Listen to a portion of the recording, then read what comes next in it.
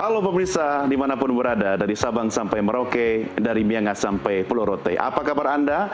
Kami berharap Anda sekeluarga tetap dalam keadaan sehat, sejahtera, dan selalu berbahagia. Sebagaimana kami berdua selalu berbahagia. Saya Doni The Kaiser. Dan saya Don Bosco Slamun. Kami berdua double Don, jumpa Anda dalam program Doncast hanya di Nusantara TV. Bang Don, sehat Bang Don?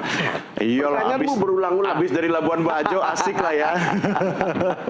Yang penting katanya hidup itu harus bahagia Bang ya. Pemandangan di sana itu saya kasihlah ke beberapa teman center. Betul. Bilang healing. Iya, enggak, itu setiap Bang Don ke Labuan Bajo itu menambah kesenjangan keirian kami. Itulah namanya Nusantara kan. Betul. Tadi bilang dari Miangas sampai Pulau Rote. Betul. Tapi pada waktu kita sedang sibuk dengan dunia newsroom, Abang juga keliling beberapa daerah.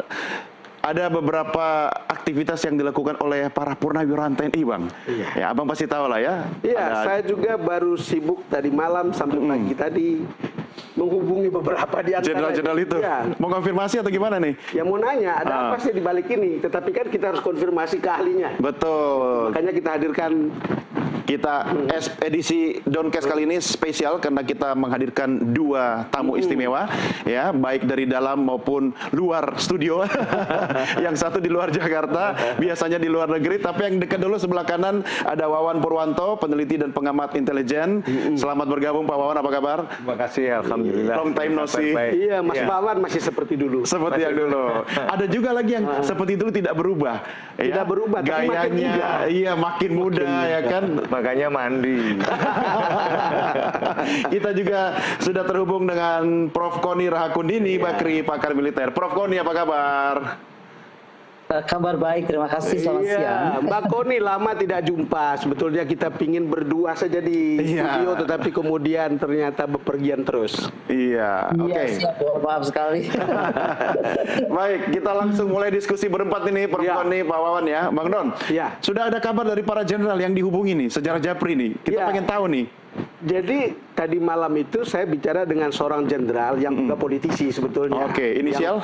Yang nggak mau disebutkan namanya karena kalau saya buka begini dan saya minta namanya disebut karena sama-sama kelompok purnawirawan, nanti itu rame. Nanti rame, benar. Gitu. Jadi malah kita mau ramein ini.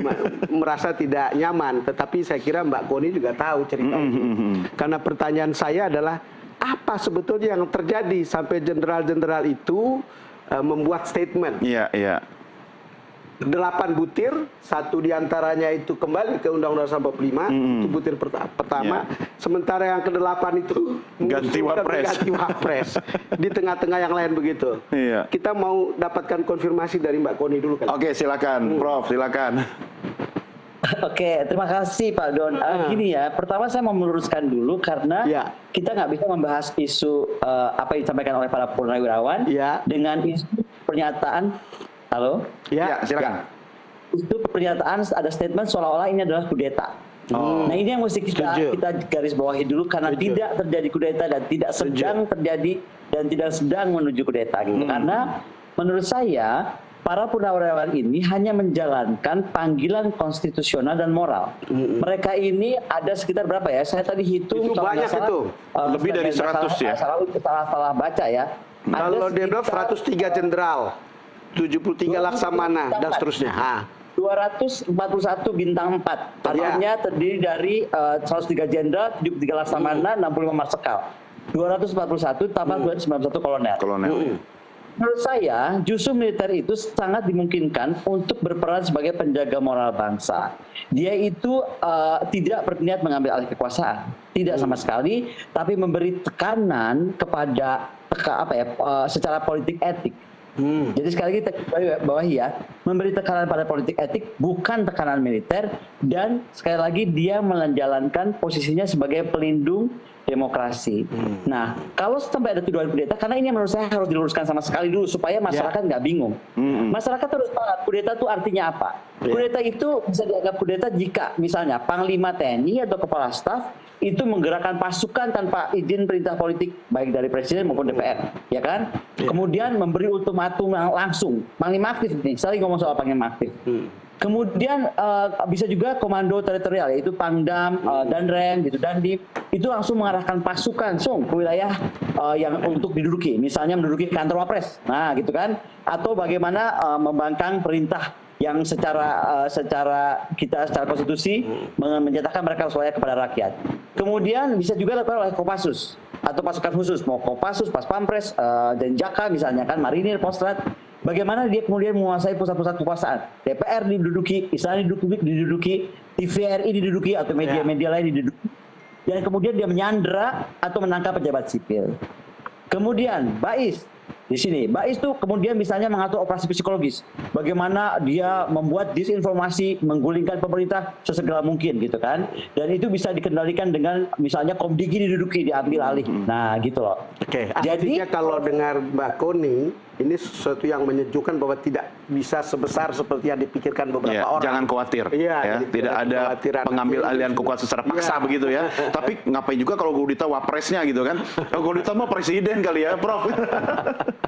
Bukan, tapi jadi gini, yang mau sedang dilakukan oleh para purnawirawan yang dipimpin oleh Pak Tri, dan kebetulan saya sudah berjumpa dengan Pak Tri, walaupun belum sempat berbicara banyak, tapi secara sekilas sudah membahas ini. Militer itu sekali lagi bertindak sebagai purnawirawan yang tadi ya, mereka tuh bintang-bintang 4 gitu ya, bukan lulusnya dengan ijazah palsu, lulusnya juga benar gitu kan. Nah, mereka itu bertindak sebagai suara moral. Mereka belum atau tidak ingin menggerakkan pasukan, dan sekali lagi ini hanyalah intervensi etik tekanan politik. Mungkin contoh, ketika RUU TNI dipeluncurkan saja, saya aja yang akademisi biasa dan tinggal di Rusia, saya berkirim surat resmi dan terbuka kepada Panglima. Itu karena saya concern bahwa ada hal-hal yang harus diluruskan. Apalagi beliau-beliau, satu mantan Wapres, kemudian mantan kepala staf ya kan, ya pasti lebih bisa konkret menyatakan apa sih suara moral mereka itu gitu, yang mereka sangat concern. Ya, baik, betul. Kita ke Pak Wawan. Nah, ini analisa intelijen lain bagaimana nih kira-kira? Pak Wawan melihatnya seperti apa? Ya, kalau di era demokrasi seperti ini, menyuarakan sesuatu itu boleh saja, sah-sah saja, tidak ada masalah. Sebagai masukan atau kritik, saran, atau untuk evaluasi, tapi kita juga menghargai senior lah, apa yang dikatakannya. Namun semuanya tentu juga ada evaluasi, apakah ada pelanggaran yang dilakukan oleh Wapres. Sampai saat ini kan belum ada pelanggaran yang dilakukan. Oleh karenanya, apakah sudah layak tanpa pelanggaran lantas diturunkan. Nah, itu yang pertama digarisbawahi. Kemudian mekanismenya tentu lewat DPR. DPR kemudian ke MPR, itu pun juga dengan disetujui dari 2/3 yang hadir. Kemudian juga ke MK untuk diverifikasi apakah ada pelanggaran-pelanggaran yang itu. Nah, disitulah yang nantinya DPR maupun MPR ini bersidang untuk mengambil langkah-langkah lanjutan. Nah, ini tampaknya masih jauh dari situ. Dan selama ini masih jauh lah. Artinya selama Wakil Presiden tidak melakukan pelanggaran prinsipil dari pelanggaran haluan negara maupun juga perundang-undangan yang ada, tidak melakukan hal-hal yang memang bertentangan dengan etika dari politik. Nah, ini menurut saya semua masukan tadi sebagai masukan-masukan berharga. Saya ketemu dengan purnawirawan, lalu kemudian juga dengan politisi ngomong-ngomong soal ini. Memang sama seperti kata Mbak Koni tadi. Ini sih sebetulnya seruan etik. Kalau urusan yang soal Wapres itu masih jauh. Tapi ini dibilang bahwa ini sekedar menggelindingkan bola, tetapi yang dia kepikirkan itu adalah ini bisa mengajak massa untuk bergerak. Kira-kira begitu ya. Saya tidak tahu sebab benarnya itu. Mungkin Mbak Koni punya analisa tentang itu. Gitu. Ya, gimana Prof? Oke, kalau saya kembali begini ya. Saya tuh kebetulan dalam rangka liburan ke Indonesia ini, saya dalam rangka launching buku saya. Dan buku saya udah beyond militer. Kenapa beyond militer? Karena dari luar, saya setahun tinggal di Rusia, saya melihat Indonesia ini, kalau saya boleh koreksi, mengalami unconscious gitu nation. Jadi negara kita itu sedang tidak berkesadaran. Nah, kok saya pulang atau menjelang pulang, kejadianlah apa yang dituntut oleh para purnawirawan. Jadi menurut saya, kita juga mesti paham apa sih dasarnya para purnawirawan ini bicara? Kalau tadi Pak Wawan bilang bahwa belum ada yang dilanggar, betul, belum ada yang dilanggar secara hukum ketika dia menjabat wakil presiden. Tapi coba kita perhatikan, apa sih cerminan kekhawatiran? Satu, kekhawatiran atas netralitas hukum dan etika politik ke depan. Karena gini ya, bagaimanapun kita harus tahu dan harus jangan menjadi bangsa pelupa bahwa era pencalonan Gibran itu di 2024 itu syarat sangat dengan intervensi kekuasaan, terutama, yang lain boleh diignore, tapi ini de facto. Bagaimana MK bersikap saat itu ketika paman yang memimpin. Ya, nah kemudian bagaimana kritik terhadap dinasti politik. Mungkin kekhawatirannya, mungkin sekali lagi ya, saya belum bicara banyak dengan Pak Tri, baru sekilas saja. Tapi adalah bagaimana ketika dinasti politik ini terus akan dipelihara, misalnya nih, sudah ada sekarang pernyataan Gibran 2029. Apa itu nggak bikin sekalian John Ethos 2032 misalnya, atau 2000 berapa? Saya nggak tahu. Jadi intinya mengacam meritokrasi dan demokrasi. Kemudian nomor 3, bagaimana tugas fungsi militer yang atau walaupun sudah purnawirawan mengingatkan bahwa indikasi penyalahgunaan kekuasaan itu harus di warning dengan tadi 1, 2, 3 itu. Nah, terutama yang paling penting mungkin kembali tadi saya singgung soal ketika saja saya membaca RUU TNI kemudian kok Panglima biasa-biasa aja ya, kok tenang-tenang aja ya misalnya. Nah, itu saya sebagai akademisi, tapi buat Pak Tri dan kawan-kawan, bagaimana dia ingin kehormatan dan marwah TNI sebagai penjaga negara, sebagai penjaga konstitusi, sebagai penjaga rakyat Indonesia itu merasa terpanggil. Dan itulah dia mengajak sikap bukan minta ketika minta mundur tanpa pasukan kudeta tadi, ingat ya, pasukan kudeta itu menggerak banyak hal, ya kan? Nah, ketika hanya bilang tolong kamu mundur gitu misalnya, itu menurut saya hanya ajakan sikap kenegarawanan seorang Gibran yang ditunggu sehingga dapat meredam segala permasalahan yang sudah diukur oleh para jenderal, para petinggi yang saya aja hormat, keterlaluan kalau Warpres nggak hormat pada para beliau itu karena saya aja yang akademisi gitu kan, saya sangat hormat. Yaitu meredam kegaduhan dan juga menjaga stabilitas. Saya ini sekarang bicara tentang BRICS banyak, bicara tentang bagaimana kawasan Indo-Pasifik ke depan, and so on and so forth. Tantangan kita ke depan besar sekali dan nggak bisa bermain-main dengan Wapres yang dianggap tadi apakah kurang kompeten, apakah secara etika tidak tepat ketika menjadi Wapres gitu loh. Tapi sekali lagi itu adalah hak para purnawirawan. Sama seperti hak saya, sama seperti rakyat biasa juga yang bertanya-tanya ini akan bagaimana ya. Tapi kembali Pak Tri itu dan kawan-kawan tidak melakukan pemutusan komunikasi lewat TV atau radio RRI misalnya. Tidak menempatkan pasukan di titik strategis dan istana, tidak juga melakukan deklarasi darurat militer menggunakan Panglima TNI Agus Bianto dan kawan-kawannya gitu atau anak ke bawahnya, tidak melakukan penahanan pergerakan pemimpin sipil tiba-tiba misalnya Pak Wapres dipindahin ke Kupang misalnya atau ke mana, kan enggak dilakukan juga. Dan tidak menyatakan bahwa pemerintah sementara diambil alih. Nah, kalau sementara itu semua belum dilakukan, kenapa sih jadi pada parno gitu loh? Harusnya ini intervensi. Kenapa introspeksi? Kenapa ya sampai seorang purnawirawan yang begitu tokoh yang kita kenal, ya kan? Dan begitu tenang, begitu damai orangnya, sampai bersatulah mereka semua ini bukan 1, bukan 2, bukan 10, ratusan ya plus kolonel untuk menyuarakan hal ini, dan itu harus didengar, bukan dibantah, bukan dilawan. Ya, cukup mungkin ya Dod ya, saya ingin menyampaikan fakta yang saya temukan atau yang saya dengar gitu. Kira-kira nanti mungkin bisa ada komen dari Mbak Koni maupun Pak Mas Wawan. Jadi gini, saya tanya seorang jenderal yang politisi, dia bilang sebetulnya ada semacam misleading di dalam poin-poin itu. Deklarasi ini kan ada 8 poin. Dan setiap tokoh yang ada di situ, beberapa tokoh, terutama tokoh Pak Tri dengan Pak Fadul Rozi misalnya, itu punya poin sendiri-sendiri.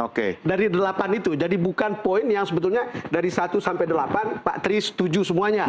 Masing-masing bawa lah ya. Masing-masing bawa. Lalu kemudian dia bilang, misalnya Pak Tri itu dari dulu sampai sekarang itu pingin kembali ke Undang-Undang Dasar 1945 asli sebagai tata hukum politik dan tata tertib pemerintah. Kira-kira itulah kepentingan Pak Tri, kemudian dia tanda tangan. Tetapi dia tidak membaca yang lain, yang kira-kira kemudian tiba-tiba nomor 8 itu mengusulkan pergantian wakil presiden kepada MPR karena putusan MK terhadap pasal huruf 169 huruf Q Undang-Undang Pemilu telah melanggar hukum acara MK dan Undang-Undang Kekuasaan Kehakiman. Nah, ini katanya dibawakan oleh misalnya Pak Fatur Rozi. Kira-kira ada beberapa perbedaan. Setiap mereka ini punya bawaan sendiri-sendiri, lalu kemudian ya ketika disitu tanda tangan, ya tanda tangan aja. Iya, Kira-kira iya. begitu. Yang Itu yang saya dengar gitu. Betul. Jadi benar kata Bu Koni, sebenarnya tidak seserius seperti apa yang kita pikir. Tapi ini ada tanggung jawab. Cuman ini kembali lagi ketika saya tanya, ini ada 2 orang nih yang ngomong, begini Bang, kejadiannya begini-begini seperti yang saya bilang tadi. Coba Pak Wawan. Ya, makanya gini, ini masukan dari berbagai perorangan ataupun lantas mereka beliau-beliau lah yang bertanggung jawab untuk itu. Hanya memang tidak semuanya lantas mengerucut ke 8-8-nya, tapi memang ada seperti itu. Nah itu kan bisa dijelaskan juga. Betul. Tapi memang selayaknya sebelum tanda tangan itu juga kita mesti baca secara detail sehingga mengerti betul apa yang ditandatangani itu memiliki konsekuensi karena dipublish. Kecuali kalau hanya internal tidak masalah. Ibaratnya perdebatan pendapat juga hal biasa. Tapi ketika ini dipublish memang ini menjadi persoalan yang bisa menggelinding. Apalagi juga di sini kalau misalnya ada penanggapnya kan luas termasuk dari unsur politis. Oleh karenanya lantas juga mesti ada tanggapan-tanggapan yang bisa menjadi bola liar yang menggelinding, apalagi netizen. Netizen ini panas. Waduh, seperti itu yang terjadi. Makin panas. Makin panas dan tanggapannya juga beragam, termasuk dalam tanda kutip mungkin ada yang membonceng atau ada yang membonceng. Lah seperti itu. Nah inilah. Maka kita di era post-truth ya seperti sekarang ini memang sudah harus ekstra hati-hati sebelum meluncurkan sesuatu. Karena impact itu tentu nggak ada input, ada output, ada feedback. Ya, cuma Pak Wawan, ini kan kalau misalnya seperti kata Bang Don tadi itu masing-masing membawa misinya, membawa poinnya satu-satu, dirumuskan, dijadiin satu, ya kan? Selama misalnya saya, Jenderal Purnawirawan, terwakili misi saya, Bang Don, ya udah saya setuju aja gitu. Urusan yang nomor lain mah, ya kata Prof Koni tadi, ini kan soalnya tekanan moral, tekanan etis gitu kan? Atau juga mungkin untuk mengingatkan kita, dulu kan di negara mana itu ada orang yang pejabat nggak pernah baca apa yang dia tanda tangani gitu loh, ya bisa saja kayak gitu kan. Sebetulnya usul, saran atau masukan itu hal yang biasa, apalagi beliau adalah bini sepuh, gitu, para sesepuh. Sehingga intinya adalah keprihatinan, kemudian juga ada perasaan-perasaan apa yang selama ini dipendam sekarang dikeluarkan di dalam berbagai wujud tulisan, meskipun itu tidak sama atau tapi dari masing-masing terkompilasi. Hanya sekarang setelah ini menjadi istilahnya bola liar, ya tentu kita juga harus menyampaikan itu untuk menjelaskan supaya tidak ada miskomunikasi. Maka perlu komunikasi. Komunikasi yang baik maka akan menghindarkan diri terjadinya miskomunikasi. Termasuk dari para jenderal tadi bisa jumpa dengan Pak Don juga, meskipun tidak mau disebutkan namanya, tapi sebagai seorang jurnalis, cek, recheck, cross check itu betul. Saya cek, recheck, lalu kemudian begini Mbak Koni, ada orang yang masih belum move on pada dari Pilpres 2024. Bang Don, soal move on atau tidak, kita harus move on dulu nih, kita rehat dulu nih, Prof Koni ya. Nanti habis rehat ya, baru kita ke Prof Koni. Prof, ini kan kalau sering di Rusia itu biasanya orang di sana tuh ngopi, ngeteh atau apa sih? Vodka kita. Oh, vodka. Oh iya, beda kelas ya. Kalau kita tetap ada tehnya Nusantara lah ya. Sambil pemirsa Anda menyiapkan kopi atau teh ya kan, kita akan segera kembali sesaat lagi. Tetap bersama kami di Doncast.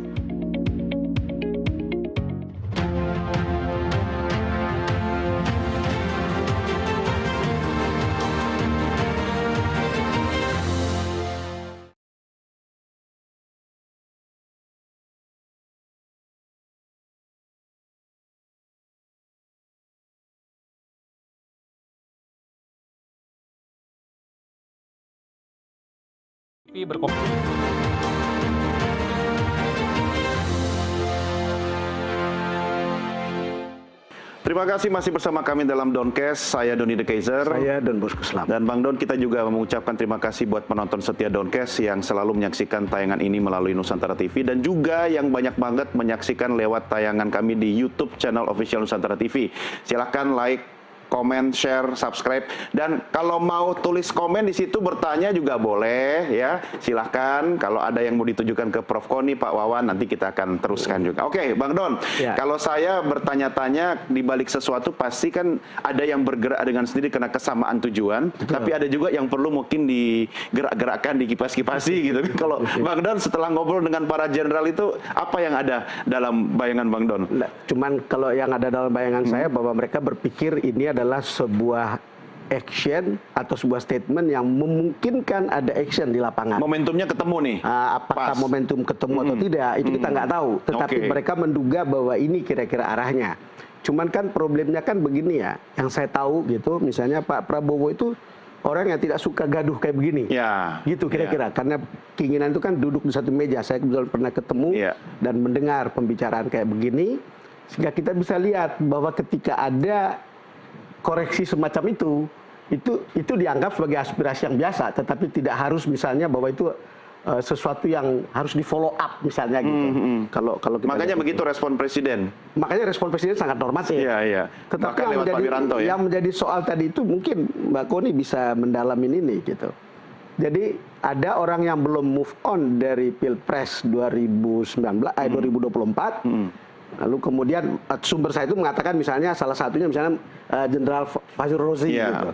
Dulu dekat dengan Pak Jokowi, pernah jadi Menteri Agama, lalu kemudian diganti, lalu kemudian pada tahun ini sudah tidak lagi dengan kubu misalnya Prabowo Gibran gitu pada Pilpres terakhir. Dan beliau salah satu yang tanda tangan di pernyataan. Ini tanda tangan dan itu masuklah pasal poin ke-8 itu. Gitu.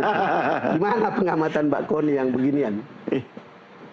Oke, saya sih nggak sepakat ya kalau kita kemudian sangat early langsung mengkotak-kotakan. Seolah-olahnya ada yang dari sakit hati, ada yang kalah atau nggak move on. Begini ya, dengan momentum ini harusnya kita tuh merefleksi diri. Indonesia ini sedang menghadapi ujian sejarah, ya kan? Akankah kita terus menjadi negara demokratis yang dewasa secara etik?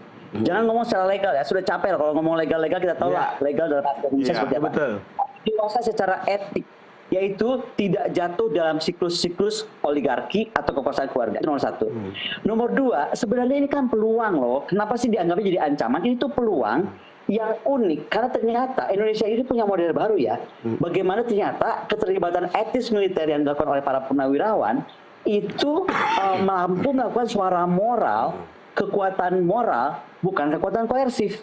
Artinya, para purnawirawan, Pak Trisutris dan kawan-kawan, itu sedang menawarkan dengan membuatnya dalam satu statement, nanti kita bahas kenapa statementnya beda-beda tadi ya, atau lain-lain tadi. Tapi dia sedang menawarkan jalur ketiga, yaitu transisi, 3 jalur. Transisi etis, damai dan bermartabat. Dan bermartabat tidak dengan cara-cara yang tidak beradab gitu, tapi dengan cara yang beradab, kembali untuk membangun Indonesia yang berkesadaran, conscious nation.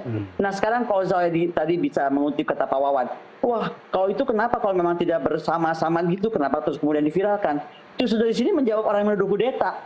Kalau ini kudeta, udah pasti semua satu komando, A sampai Z, 1 sampai 8. Justru karena tadi masukan dari Pak Don ternyata ada yang maunya 1, maunya 2, maunya 3. Ini tuh belum masuk ke tahap itu, belum mau tahap kejahatan politik atau apapun namanya. Ini adalah starting dari dialektika. Saya jadi sedih loh. Kenapa? Memang zaman Bung Karno kita nggak pernah rame, pernah. Tapi dialektika itu terwujud. Nah yang sekarang terjadi, makanya saya nggak sepakat kalau kata Pak Wawan, ini kan jadi bola liar. Sebentar, yang bikin bola liar siapa? Yang bikin bola liar adalah orang-orang liar yang berstatement liar. Contoh, kenapa Pak Gatot Nurmantio marah-marah? Saya sepakat kalau Pak Gatot Nurmantio marah-marah. Karena sebentar nih, yang lagi kamu ngomong kudeta itu, orang yang telah menjadi bintang-bintang di badannya itu, yang telah melewati perang dan segala macam bentuk sumpah prajurit, dan terbukti mereka kepemimpinannya, terbukti keperwiraannya, terbukti pengabdiannya kepada negara, kok enak banget dianggap kudeta. Nggak sesimpel itu. Makanya tadi saya dari awal saya terangkan dulu apa sih makna kudeta, apa sih bukti bahwa kudeta telah terjadi. Jangan dibikin di framing.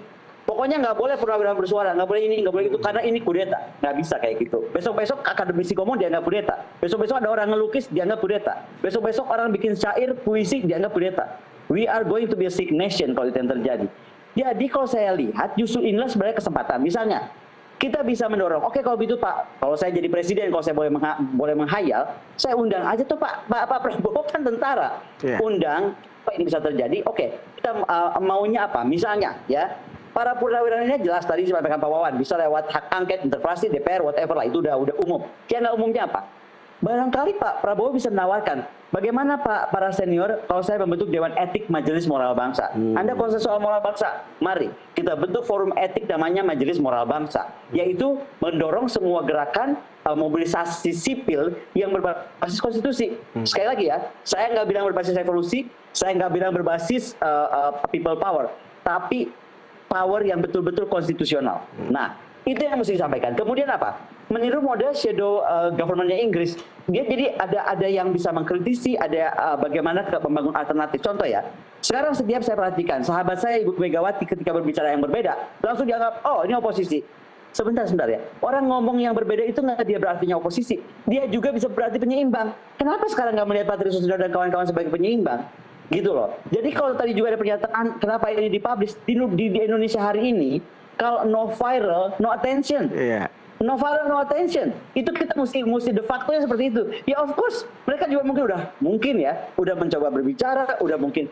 Jangan lupa ya, tentara itu walaupun dia sudah purnawirawan, dia punya jalur komando yang terus berjalan. Ada adik asuh, ada adik asuh, apa asuh ini, isu atuh. Jadi nggak mungkin mereka nggak komunikasi. Kenapa sampai dibuat publish seperti itu? Pasti sudah ada kebuntuan sehingga kita bikin itu. Ada lagi satu istilah kalau di dunia hukum, no viral, no justice katanya ya. Tapi Pak Wawan mungkin ada perspektif yang berbeda, silakan direspon. Ya, seperti saya katakan bahwa di era demokrasi bersuara itu sah-sah saja, tidak ada masalah. Dan tergantung bagaimana kita menyikapi. Yang jelas, sebagai anak bangsa tentu punya pemikiran, termasuk keprihatinan, termasuk supaya kita semua saling mengingatkan. Apalagi perjalanan bangsa itu akan terus berlangsung, tidak berhenti sampai di sini. Generasi muda juga yang dalam hal ini, selama ini kan disampaikan bahwa Pak Gibran ini sebagai salah satu manifestasi kaum muda. Nah seperti itu, sehingga kita tidak ingin ada suatu benturan satu sama lain yang akhirnya mengerucut pada pergerakan di massa, Tapi kalau kata saya mengulik statement Prof. Koni tadi itu yang liar itu memang orang yang punya tujuan liar, orang liar yang memang lihat liar gitu. Kalau ini kan sebenarnya sebagai pengingat bersama gimana Pak? Ya, gini, tanggapan kan bisa bermacam-macam. Sebab orang ada yang menanggapinya secara emosional, ada juga secara drastis tadi, kemudian ada juga yang tanggapan secara ilmiah, atau tanggapan-tanggapan yang lebih kepada pengisian podcast komentar yang sifatnya ini lagi tren gitu. Trending itu yang kemudian dia ikut nimbrung untuk menaikkan rating misalnya. Seperti itu kan terjadi di era sekarang ini. Oleh karenanya kita tetap pada satu sikap, kita itu satu keluarga besar bangsa Indonesia. Kalau ada saran, masukan, kritik, saran, meskipun kadang-kadang menyakitkan, tapi ini kan ibarat pil kina, ya ditelan memang pahit, tapi menyembuhkan. Itu dia, maka untuk menyembuhkan. Sehingga kita saling mengevaluasi diri, saling introspeksi, dan tujuannya adalah bagaimana supaya negeri ini akan lebih kuat. Karena kita akan menghadapi persoalan-persoalan yang sangat-sangat berat. Apalagi sekarang kita persoalan yang tidak kalah penting ya, persoalan menuju ke resesi. Dan kalau misalnya kita sedikit-sedikit menjadi berantem dalam tanda kutip, lantas bagaimana mengatasi persoalan itu? Maka kan nggak perlu harus berantem kan? Kalau lihat diskusi sih, sebetulnya respon Pak Prabowo kan normatif ya. Pak Wiranto, dan mengatakan ya aspirasi itu wajar saja gitu dan normal. Diterima, didengar. Yang paling menggembirakan adalah bahwa kita, menurut saya ketika ada usul seperti ini, kita tentu ada semacam tanggapan yang keras, ada yang lunak, tetapi kita masih oke lah untuk melihat ini sebagai under control, under control. Sepertinya under control untuk melihat bahwa pendapat yang berbeda itu ya harus aspirasi yang ada bagian yang harus bisa ditampung dan bisa bahkan mungkin berguna untuk dilaksanakan. Malah itu sebagai katu pengaman daripada meledak tidak terkendali, lebih baik itu tersampaikan dan kita urai satu persatu sehingga poin demi poin bisa kita verifikasi, kita kaji untuk perbaikan. Iya. Kita perbaikan dan tidak ada istilah kudeta itu rasanya terlalu jauh. Jauh lah. Cuma Ya, begini, ya. mungkin saya penasaran. Saya balik ke Prof. Koni. Kalau para jenderal ini kan meski sudah purnawirawan ya Prof ya, tapi kan mereka sangat solid ya. Tentu komunikasi juga kepada junior-junior itu masih ada, masih aktif gitu.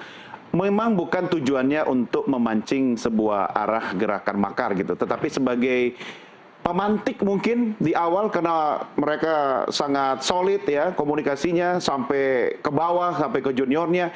Mungkin nggak, meski bukan tujuannya, tapi menjadi salah satu efek samping ketika pernyataan ini disampaikan akan menggelinding ke arah yang lebih jauh tadi, Prof. Kembali, kalau untuk ke arah lebih jauh, Indonesia tuh nggak punya sejarah pahit militernya nekat seperti itu. Itu menurut saya ya. Ya. Jadi kita tuh ada cara pun juga lebih soft gitu, nggak ada gitu. Kita nggak seperti Mesir, nggak seperti Myanmar, seperti lain nggak. Iya. Gini, dan ini kita mesti balik dulu. Kalau menurut saya, tanpa mendahului Pak Sutri dan kawan-kawan semua yang sedang bersuara, tapi menurut saya beliau itu sedang menuju kepada apa ya, melakukan sebuah gerakan nasional agar terjadilah suara moral lintas sektor. Karena sekarang yang dibahas ini moral dan etika kalau menurut saya ya. Apakah membentuk majelis etik nasional atau apa saya nggak tahu. Kalau saya jadi presiden itu yang saya akan over gitu kan. Nah, kemudian yang kedua apa? Ada rem etik. Gini kita ini sekarang jadi negara yang saya bilang tadi unconscious dalam buku saya. Karena kita nggak ada rem yang ngegas aja pol, apalagi dengan buzzer-buzzer itu yang bayarnya kita tahu dari mana gitu kan. Iya, kita ngegas pol dan buzzer. Nah, rem etiknya di mana? Lah di sinilah rem etik dari seorang purnawirawan seperti Pak Tri dan kawan-kawan. Sekali lagi beliau itu justru lagi bicara menjaga arah transisi 2024, 2029, 2029 dan seterusnya dan seterusnya dan seterusnya. Ada kalimat loh, beliau bilang beliau sudah sepuh ingin berbuat sesuatu kepada negara. Kan ini, kenapa jadi disalahgunakan atau disalah mengerti? Yang ketiga, kembali kita tuh harus jujur kok gitu loh. Ada koreksi moral yang sedang dilakukan karena bangsa ini sedang nggak baik-baik saja. Ada praktik kekuasaan yang menyimpang. Contoh tadi MK ketika Gibran bisa maju menjadi wakil presiden dan itu belum selesai dan kita nggak boleh lupa. Nggak boleh lupa karena yang dihajar konstitusi gitu loh. Kalau yang dihajar yang lain mungkin nggak apa-apa, tapi konstitusi sebagai pandu negara. Nah, kemudian apa? Yang menurut saya paling penting, beliau justru sedang menjadi mediator publik dalam menyikapi polarisasi dan krisis kepercayaan. Jadi kenapa penuh sama Pak Tri dan kawan-kawan gitu loh. Rangkul dong, tanya dong, Bapak kenapa sampai Bapak bersuara begini? Apa yang menggelisahkan gitu loh. Kayak saya nih, saya tuh gelisah loh. Jangan dibilang saya walaupun di Rusia dengan posisi saya yang demikian terhormat, dengan fasilitas yang demikian terhormat, saya tenang-tenang aja. Enggak lah, saya tetap orang Indonesia walaupun saya sudah bergreen card Rusia, tapi hati saya kan Indonesia. Saya aja itu merasa ada krisis kepercayaan. Akademisi dipolitisasi gitu kan, budayawan dibegitukan, sekarang purnawirawan dibegitukan, mau apa? Mau jadi negara tanpa rem, ya kan? Gitu, ya kan nggak benar dong. Oke, iya. Jadi kalau lihat ini ya Don ya, kalau kita lihat reaksi Pak Prabowo lewat responnya lewat Pak Wiranto kan sudah jelas kan? Iya. Tapi yang saya dengar tadi malam itu, kemarin kan Pak Prabowo menerima para purnawirawan TNI AD. Betul. Kira-kira begitulah. Lalu kemudian semalam itu saya dapat dari jenderal yang satu lagi mengatakan bahwa dia akan memanggil teman-teman seangkatannya. Pak Prabowo akan memanggil para purnawirawan teman-teman seangkatannya. Ya para purnawirawan. Artinya kalau kita lihat, ini kan berarti ada beberapa input ya, mungkin ya. Ada respon sebenarnya. Ya, mungkin itu cara Pak Prabowo untuk merespon salah satunya. Salah satunya. Gitu. Atau gimana Mas Bawan? Iya. Saya tadi sampaikan komunikasi yang baik akan menghindarkan terjadinya miskomunikasi. Nah, respon dari Pak Prabowo selaku presiden menurut saya sudah tepat. Karena apa? Beliau juga ingin tahu lah apa yang menjadi pemikiran-pemikiran dari kawan-kawan purnawirawan dan pemikiran yang konstruktif tentunya untuk perbaikan negeri ini ke depan. Daripada tidak ada yang tersampaikan lantas menjadi bola liar atau tersampaikannya lewat jalur yang lain lebih baik jumpa. Kalau jumpa itu aja ya.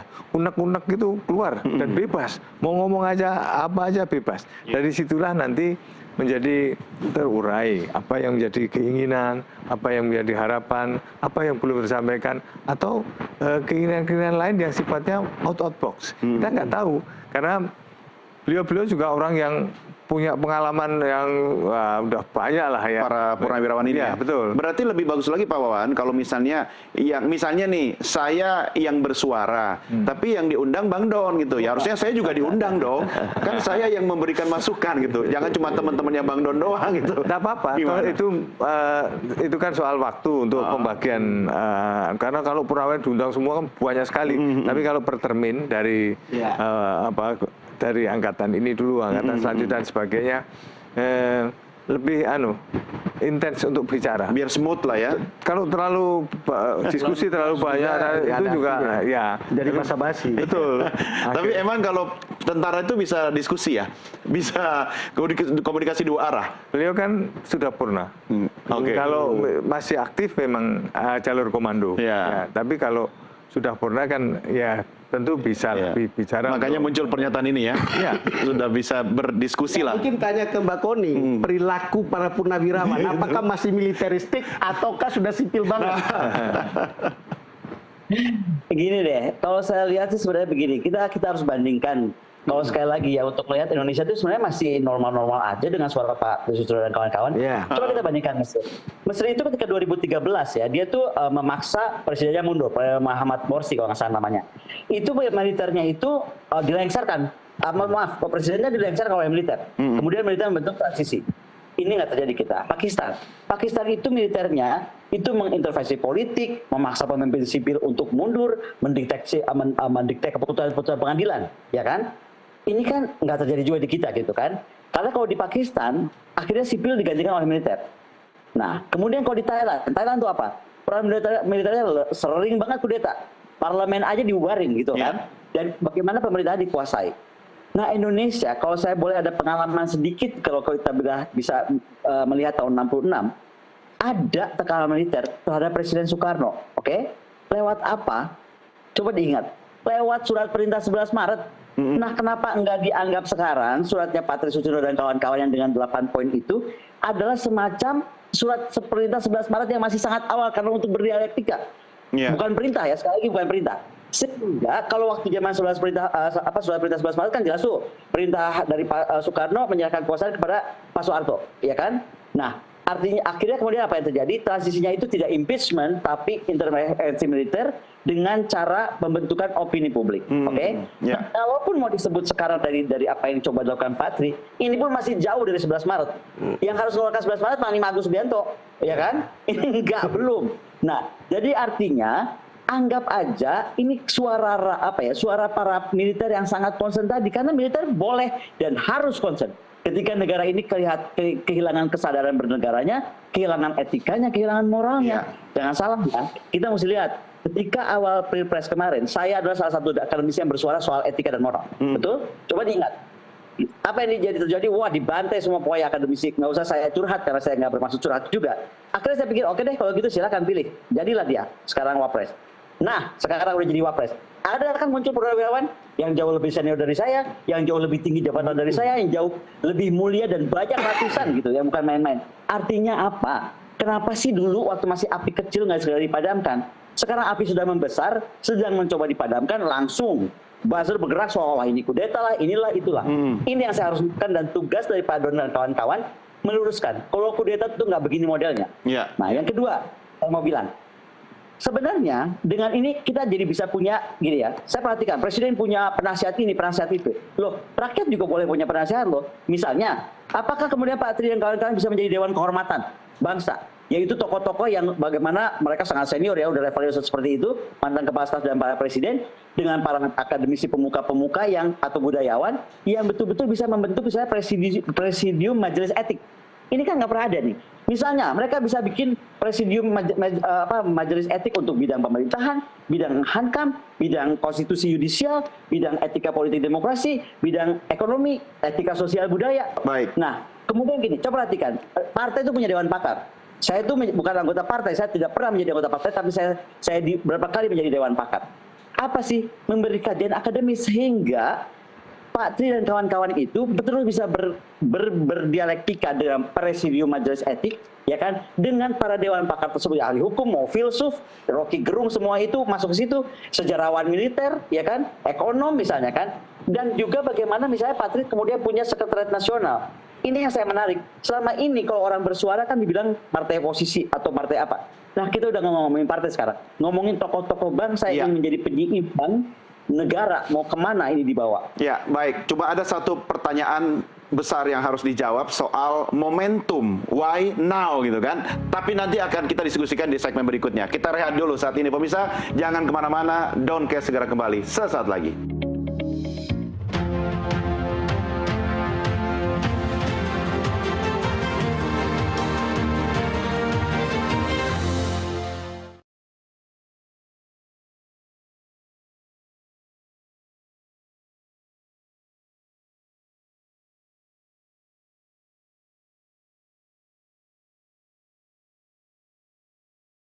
Siaran Nusantara.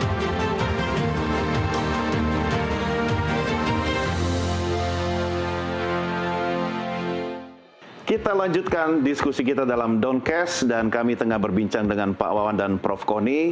Tadi saya sempat menanyakan pertanyaan yang harus dijawab adalah soal momentum kenapa sekarang, tetapi yang dibahas itu kan hal-hal dari bagian masa lalu gitu. Sepertinya cinta lama belum kelar gitu kan. Tentu Anda berdua punya perspektif, tapi dari perspektif intelijennya Pak Wawan kira-kira kenapa orang lagi damai, tenang, tiba-tiba muncul sesuatu yang bikin rame gitu loh.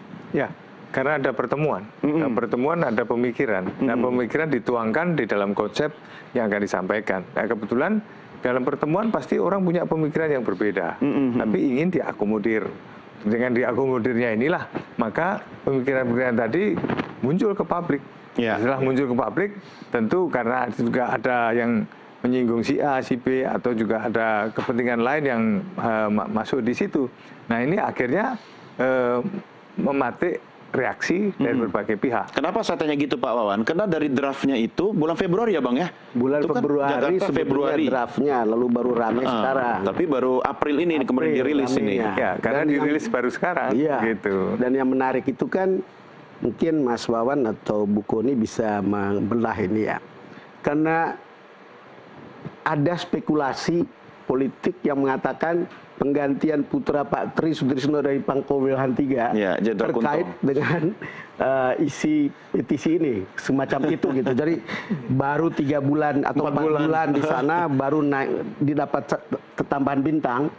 Orang itu kemarin kebetulan setelah rapat di DPR, DP di DPR, lalu kemudian ada berita penggantian itu, lalu kemudian orang mengaitkannya.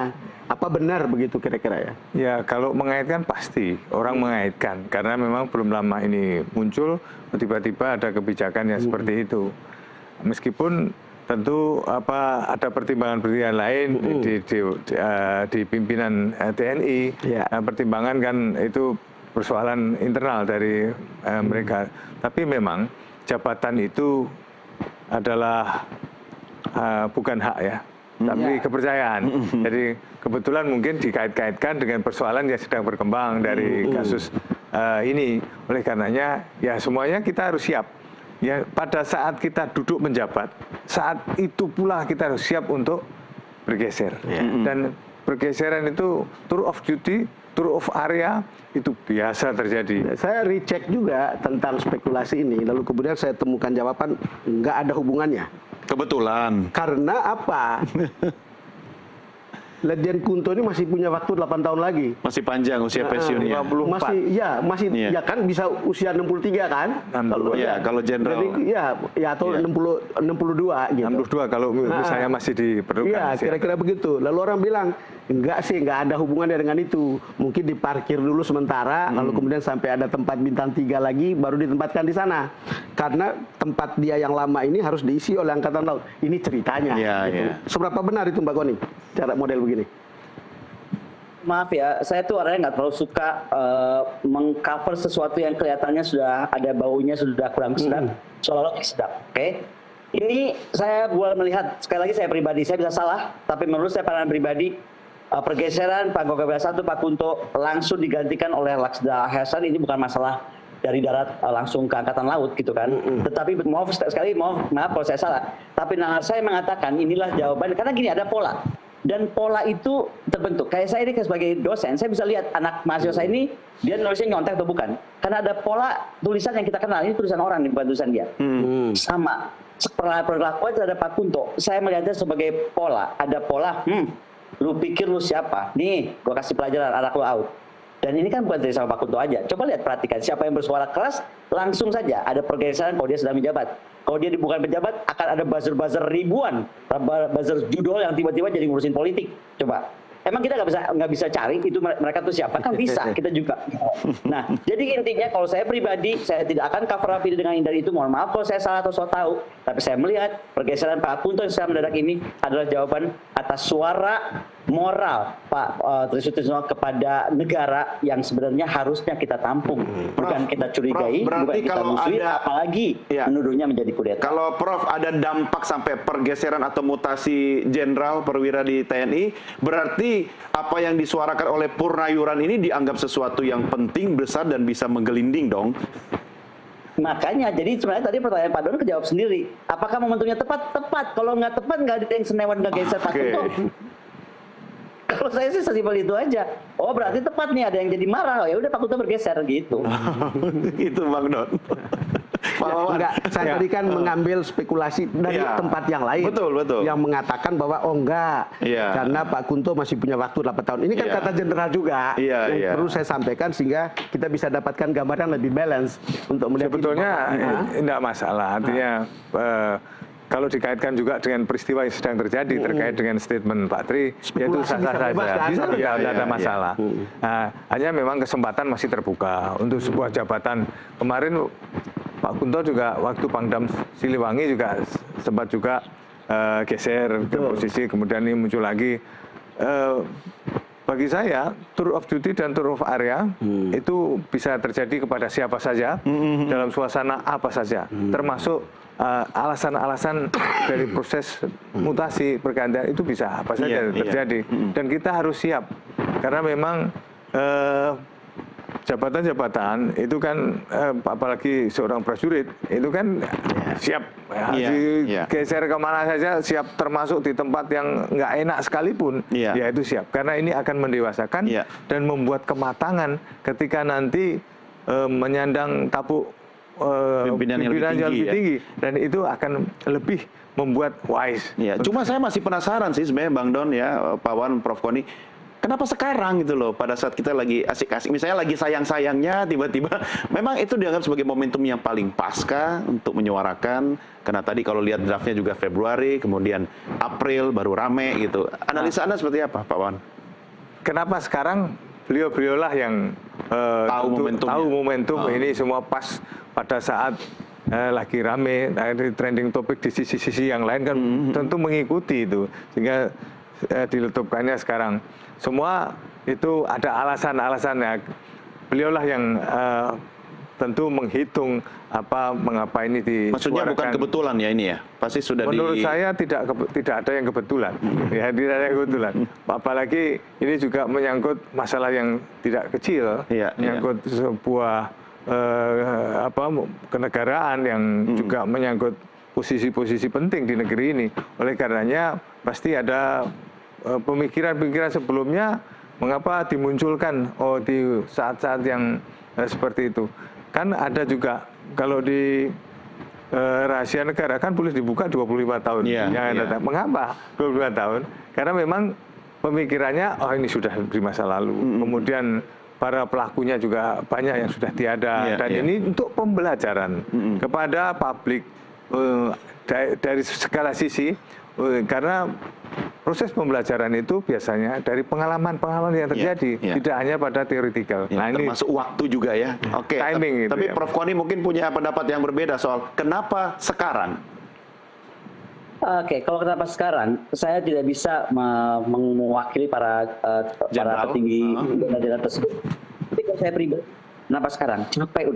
Sudah capek dan lelah gitu loh. Sehingga kemudian gini, pilihannya kan bisa macam-macam. Bisa bergabung lalu bikin semacam itu, atau kayak saya bikin buku, ya kan? Tapi untuk ekspresi daripada lelah. Lelah apa? Karena gini, mungkin kenapa momentum sekarang? Mungkin karena makin banyak Gibran 2009, Gibran 2029. Udah sebel aja kita lihatnya. Baru juga jadi presiden, wakil presiden kemarin, kenapa udah muncul di mana-mana Gibran 2029? Mungkin itu alasannya. Tetapi apa yang jadi alasan adalah kembali sebagai para purnawirawan petinggi yang pernah wapres juga, nggak mau Indonesia ini ya tidak bangun dari ketidaksadarannya. Jadi justru sepertinya soal lagi, bangun. Kita tuh nggak boleh masuk ke dalam siklus kekuasaan oligarki. Kita nggak boleh lagi mengulangi kesalahan-kesalahan yang pernah dibuat. Artinya apa? Kami siap menawarkan transisi yang beretika tadi, transisi yang damai tadi, transisi yang bermartabat. Karena gini, kita cuma ribut tentang masalah legal. Oh, secara legal benar, secara legal benar. Tapi secara martabat benar nggak? Secara etika benar nggak? Secara moral benar atau enggak? Dan itu nggak usah kita jawab sekarang. Coba refleksikan ke hati masing-masing. Buang segala macam apapun. Coba refleksikan. Negara kita tuh dari kemarin pilpres itu apa yang terjadi itu sampai sekarang. Dan sekali lagi, momen kelelahan orang, ya kan? Dan momen waktu itu bisa paling menentukan adalah para jenderal-jenderal ini. Saya perlu underline lagi ya. Saya harus ulangi, ini bukan jenderal kaleng-kaleng. Jenderal yang kita tahu betul mereka siapa, gitu. Pak Gatot yang selama ini juga tiba-tiba diam aja, tiba-tiba tadi malam saya lihat, waduh begitu emosi. Pasti udah ada yang apa ya? Udah waktunya bersuara. Kalau nggak bersuara justru kita jadi heran ada apa dengan Indonesia. Dan sekali lagi saya hormat kepada Pak Tri dan para purnawirawan, juga Pak Gatot Nurmantio atas pernyataan-pernyataannya. Mari Pak, bersama media juga seperti Pak Don Salamun, kita bangun Indonesia yang sadar diri, sadar etika, sadar moral untuk refleksi. Nggak usah malu, kalau kita pernah semua melakukan kesalahan kok, termasuk negara. Ya udah akui aja dan kita bersama-sama dengan Dewan Etik tadi yang mungkin sedang bisa kita propos oleh Presiden, membentuk Dewan Etik Nasional untuk membentukkan etik dan moral bangsa itu, cara kita bernegara berdemokrasi, itu mungkin satu-satu cara. Jadi ini hanya pintu yang baru dibuka. Nggak usah pada panik mau kudeta, itu aja pernyataan. Siap, Bang Don. Iya, sangat menarik. Dan saya kira memang ada hal di mana kita kemudian memetik pelajaran dari sejarah, seperti yang disebut oleh Mbak Koni. Kan problem Pilpres kita 2024, yang kemudian caranya untuk bisa masuk sebagai pasangan, kita lihat bagaimana kemudian proses di MK. Itu sebetulnya problem sejarah yang kita pikul sampai sekarang. Saya banyak bersetuju dengan Pak Jokowi, tetapi tentang ini saya betul-betul berbeda. Ya, dan boleh diizinkan berbeda. Oh iya, karena ini problem demokrasi dan bagaimana masa depan demokrasi. Dan itu berkaitan dengan bagaimana kepemimpinan masa depan. Walaupun ini tidak berdiri sendiri. Kenapa? Karena rakyat yang memilih. Betul. Nah, problemnya kalau rakyat sadar pada waktu itu tidak setuju, ya udah nggak usah milih saja. Gitu. Tetapi artinya ini kan terhubung satu sama lain, jadi itu tidak bisa itu berdiri sendiri. Dan tidak ada yang kebetulan. Poin kita adalah bahwa ke depan ya harus lebih baik lah kalau kita memilih pemimpin itu, jangan masuk dengan cara-cara seperti itu. Dan ini kan tugas kita, Bang Don, ini sebagai jurnalis juga. Saya dapatkan peringatan atau remind dari seorang Ibu Koni. Kan kita kan sedang memainkan peran kita juga kan sebagai jurnalis untuk mengingatkan kepada sesama kita. Pak Wawan, ini kan tadi Prof Koni bilang ada mungkin kejenuhan atau sudah lelah ya masyarakat kita, termasuk para purnawirawan TNI, masih jauh, sudah ada Gibran 2029. Ya masalahnya kalau Doni dan Don Bosco 2029 pasti sepi gitu kan. Nah kalau menganggap mencuri momentum, tetapi kita berada di era demokrasi, sah-sah saja gitu. Apa yang bisa Anda analisa soal 2029 dari sekarang? Ya kalau keinginan untuk duduk siapapun ingin. Orang mendirikan partai, tujuannya apa? Orang masuk politik, tujuannya apa? Tentu ingin jabatan, kekuasaan. Itu pasti, karena itu kue. Dan kue ini, banyak yang berebut. Dan berebut dengan berbagai strategi yang dimainkan. Tapi penumpangnya juga banyak loh. Penumpang banyak. Dan itu mesti mainnya jauh-jauh hari. Dan tidak bisa mendadak. Sehingga juga ada test of the water. Sampaikan ini apa reaksi publik. Sampaikan seperti itu apa reaksi publik. Kemudian juga elektabilitasnya bagaimana. Maka juga ada survei-survei. Survei ini nanti meskipun ada juga yang survei bayaran, tapi mesti tidak objektif kalau bayaran. Tapi ada survei yang memang objektif, tapi untuk internal. Internal itulah yang akhirnya untuk mengevaluasi. Oh saya kok sekian, apa yang mesti saya genjot, kemudian apa kekurangan saya. Nah, pelemparan isu seperti itu adalah sebetulnya ingin menguji sampai sejauh mana acceptable publik untuk melihat keberadaannya dia untuk muncul sebagai seorang pemimpin meskipun waktunya masih 4 tahun yang akan datang. Ya. Tapi kalau mendadak biasanya buyar gitu, bias juga. Apalagi kalau survei itu tidak objektif. Nah ini akhirnya cuman membuat terlalu pede yang over, akhirnya tidak waspada dan berujung pada kalah. Banyak sekali yang seperti itu terjadi karena over tadi. Ya akhirnya di real kalah ya, akhirnya lewat lah ya. Makanya. Coba saya harus mengakhiri diskusi. Cuma kali ini saya mau tanya ke Bang Don juga nih sebagai jurnalis senior, Pak Wawan dan Prof Koni tentang kemungkinan ada penumpang lain atau penumpang gelap, ya kan? Nah, kalau Bang Don dulu melihat seperti apa? Ya, saya juga tanya jenderal yang saya tanya itu. Saya bilang ini perlu gimana? bocoran. Misalnya begini, ketika orang bicara ada keinginan dari petisi ini untuk menggantikan Gibran. Nah, karena teman-teman di PDIP kan orang yang merasa paling dirugikan, kira-kira gitulah. Saya tanya, gimana kalau teman-teman di PDIP jenderal? Ya ada sih yang numpang, itu 1-2, tapi kalau Ibu Mega sih enggak. Kira-kira begitu. Itu kata dia. Kita percaya, kalau narasumber ini saya selalu percaya sebagai valid untuk banyak hal yang insight. Gitu. Dia sebut beberapa nama, ini ada nama ini, ada nama ini. Dengar aja lah. Kamu dengar aja dia ngomong seperti apa. Gitu. Kira-kira gitu. Kalau Pak Wawan gimana soal penumpang gelap? Jadi ini kan ibaratnya orang main gelombang ini, main ski, berselancar. Kalau kita melawan arus, aduh capek, ya kan? Tapi begitu ada itu kita berselancar dengan arus, nah enak kan? Tidak terlalu effortnya berat, ya gitu. Oleh karenanya di setiap momentum pasti ada yang jeli memanfaatkan itu. Yang jelas politisi ataupun kelompok yang punya kepentingan pasti menggunakan ini sebagai momentum penting. Dan itu normal kan? Itu biasa. Dan biasa, tidak ada masalah. Cuma mungkin Prof Koni sudah bisa memetakan atau membaca ada penumpang-penumpang gelap yang ikut dalam perahu ini. Saya akan jawab dengan singkat aja. Seberapa besar pun penumpang gelap yang ada, itu jauh lebih kecil daripada buzzer-buzzer gelap dan orang-orang gelap yang sok bersuara. Ini statement akhir yang paling hebat. Baik. Baik, Prof Koni, terima kasih sudah bersama kami. Mudah-mudahan kita bisa berjumpa. Sampai jumpa, Prof, nanti. Pak Wawan juga terima kasih. Baik, terima kasih Prof Koni, Pak Wawan juga terima kasih. Mudah-mudahan kita bisa berjumpa lagi di lain kesempatan. Dan inilah akhir jumpa kita pemirsa dalam program Doncast. Akhirnya saya Doni The Kaiser. Saya Don Bosco Slamet. Terima kasih dan sampai jumpa.